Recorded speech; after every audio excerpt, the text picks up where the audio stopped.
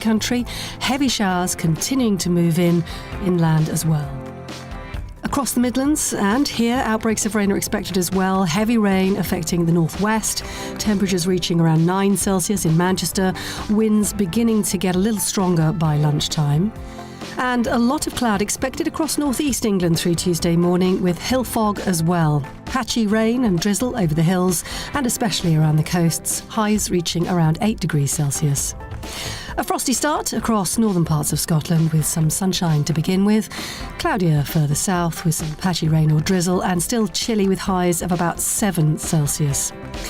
Overnight rain will continue to move away from Northern Ireland with some sunshine developing across the west. Breezy for all, making it feel a little chilly and a top temperature there of 8 degrees Celsius. So rain tending to ease across the UK then as we move through the afternoon, but staying largely cloudy and damp. Canary Islands sponsors the weather.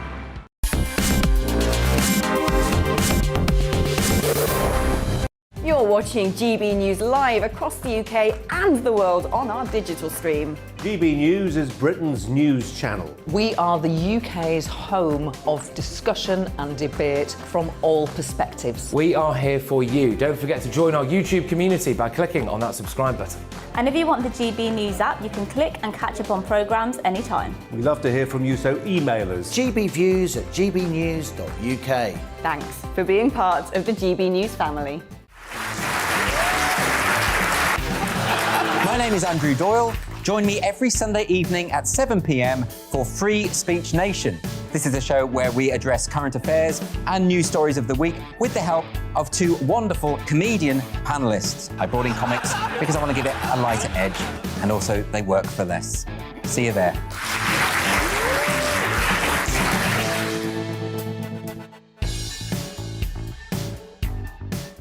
Join my show Farage, 7 p.m. till 8 p.m. Monday through Thursday. And there you will get opinion, analysis, debate, and I'll cover stories that nobody else dares to touch.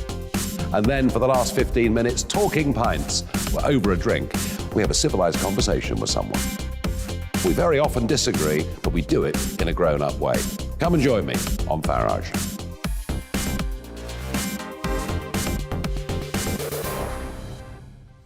I'm Colin Brazier. I've reported from more than 70 countries around the world, covered wars from Afghanistan to Iraq, from Lebanon to the Balkans. I'm trying to bring that experience, that feel for events, to the studio. And something else, I'm ready to give an opinion. Today's stories with a spark. Brazier from 8 p.m. weekdays on GB News.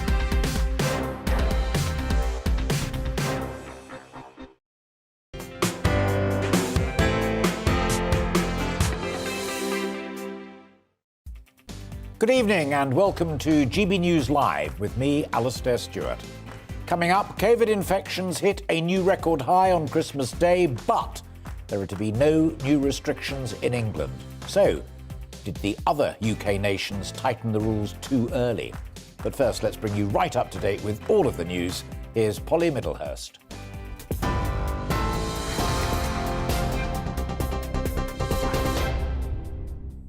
Alistair, thank you. Good evening. As you've been hearing, the Health Secretary announced today there'll be no new COVID restrictions introduced in England before the new year, but he says people should remain cautious.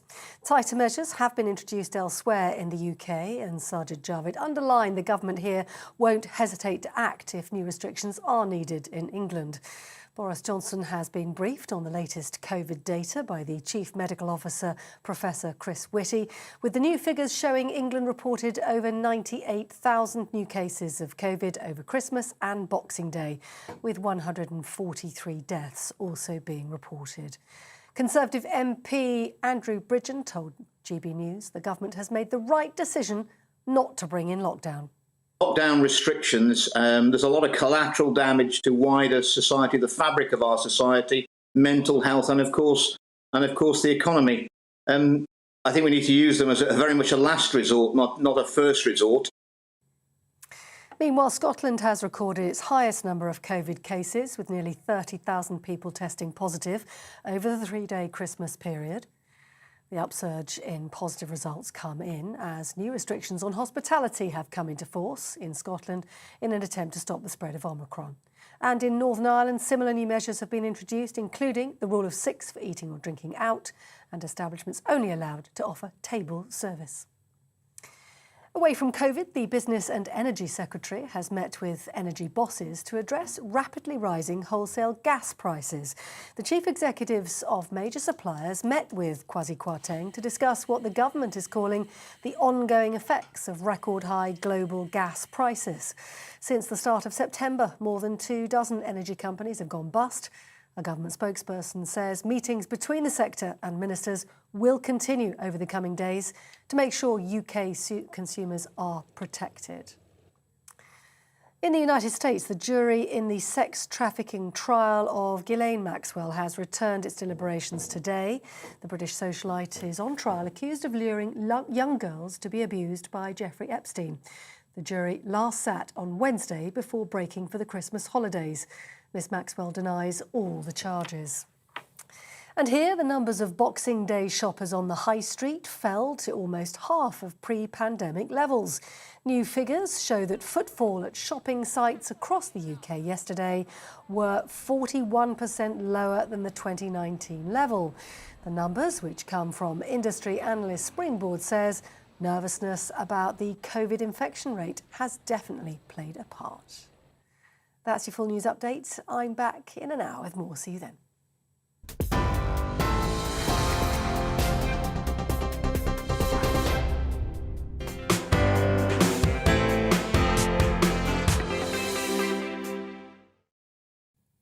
Polly, thanks very much indeed. So, as Polly confirmed in that bulletin, COVID infections have hit a new record high on Christmas Day, 113,628. But, as you've just heard, there are to be no new restrictions in England.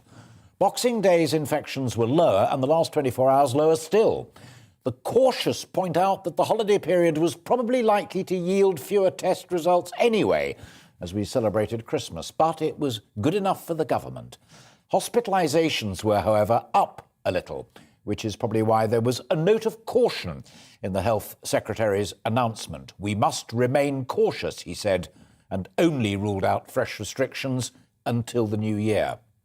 Well, the Conservative Member of Parliament for North West Leicestershire, Andrew Bridgen, told me why he welcomed today's news. Lockdown restrictions, there's a lot of collateral damage to wider society, the fabric of our society, mental health, and of course the economy. I think we need to use them as very much a last resort, not a first resort. If the NHS can cope, and if they've coped in London, I'm confident they'll be able to cope in the rest of the country. I think the biggest threat to the NHS and every business and every organisation, it will be absenteeism due to self-isolation of people who have contracted the Omicron variant. It is highly transmissible. That's why the government, and I welcome the fact they've cut the self-isolation from 10 days to 7 days. I would actually go further. I'd lateral flow test people every day, and if they don't have virus particles in their nose or their throat, given this is a respiratory disease, clearly they're not transmissible. If they feel well enough, I think they should be able to return after 3 days of negative testing. No, it is highly transmissible, but the good news about that is that it's going to peak very quickly. If it's similar as we expect to how it occurred in South Africa, 3 weeks from the first infections, it will peak. It will certainly probably do that in London, and it'll peak in the rest of the country sometime after that, in which case we could be out of this situation in 6 weeks. And also, infections in South Africa rose very, very quickly. It's highly transmissible, but they also dropped very quickly as well once you pass the peak. And I think we're going to be about there now. While the restrictions are not changed in England, it's a different story in Wales. The rules were tightened this morning, including limits on social gatherings, the hospitality sector and leisure. James Evans, the Conservative Senedd member for Brecon and Radnorshire, told us the new measures were brought in too hastily.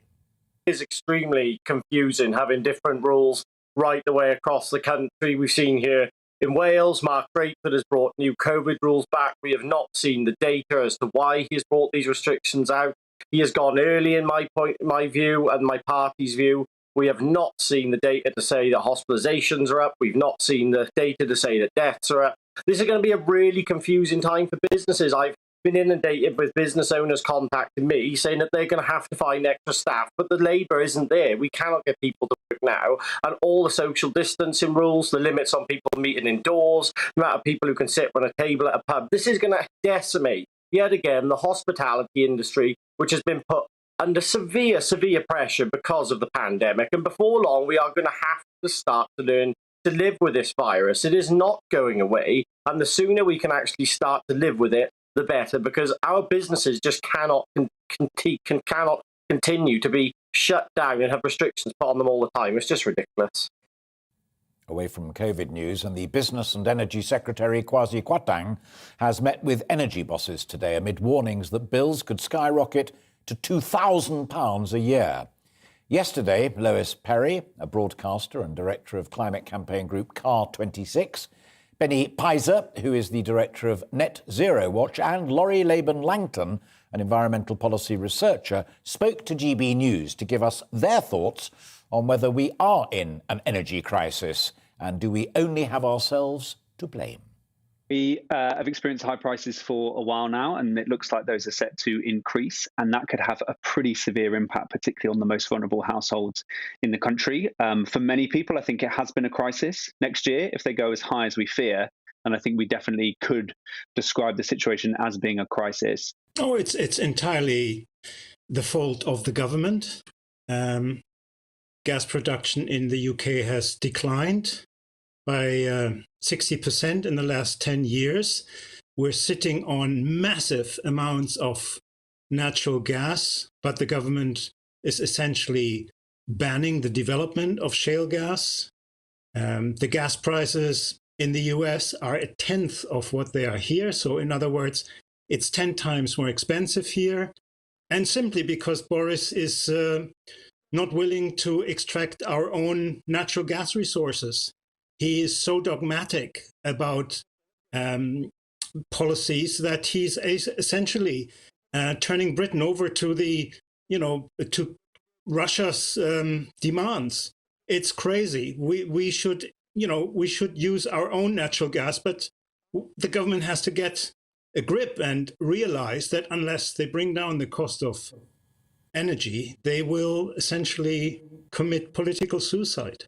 And Lois, I mean, as I mentioned earlier, COP26 was a very big event, and so much talk about fighting climate change and moving to net zero rapidly. Is some of these crippling energy prices something to do with the rush to net zero?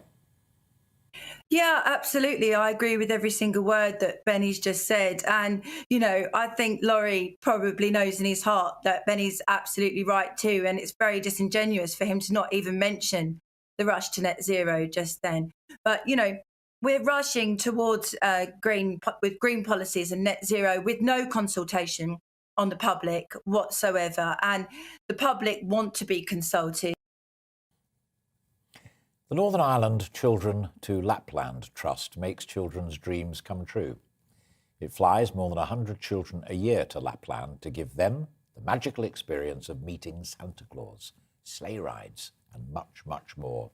Let's take a look. Oh, Frosty the snowman was alive as he could be. And the children say he'd laugh and play just the same as you and me. We have all cursed the restrictions of a COVID Christmas and just how it curtails our plans. But spare a thought for those who may not see another. The Northern Ireland Children to Lapland Trust was formed 12 years ago, and for the past 12 years, well, in effect for the past 10 years, we've been taking a plane full of Northern Ireland children up to see Santa Claus up in Lapland. I say only 10 out of the 12 because last year and this year, I'm afraid COVID has affected us very badly indeed. It meant that last year we just couldn't travel to Lapland. It wasn't feasible to take over 100 children, seriously ill children, some terminally ill, to a very cold Lapland. The innocence of the children's dreams were being brought to life on a flight to the Arctic Circle to see Santa. Jingle bells, jingle all the way. Oh, what fun it is to ride in a one-horse open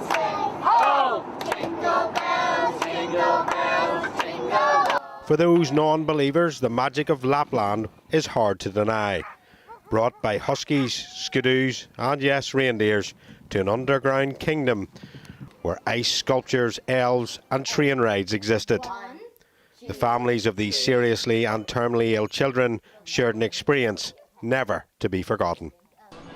It's been about mega memories for the three of them, the three children, so it has, and it's been absolutely amazing. It's like something out of a storybook. Great, it's great to see all the wee ones, you know, isn't it? Getting to see Santa Claus, isn't it? Yeah. Good boy. Thanks. For the past 2 years, this charity has only been able to deliver presents to the children who have had a struggle that most of us couldn't even imagine. We got all the 110 kids that we were to bring. We got their names and addresses from all the health trusts, and we got them presents to the value of £200, and we distributed those to all the kids in their homes in the week before Christmas. We also get letters from Santa Claus and a video from Santa Claus individually to each of their homes. I wish I could read it this every day about it again. Back in Lapland, there were gifts aplenty. The magic of the day and excitement in everyone's eyes was a gift that would never, ever fade. The charity is so eager to return to its dream-making flights and realises it brings much more to these children than the experience of the day. We sometimes take these things for granted, and sometimes the feedback that we get really hits home. We had one letter from a mother and said how much it meant to her daughter to be singled out for this, but not only her daughter, the brothers and sisters, the aunts, the uncles, the grannies, their school friends, the whole community took great pride and joy in the fact that this little girl was going to Lapland, and she said it gave her confidence such a boost. And we maybe sometimes don't recognise just how much of an impact it can make.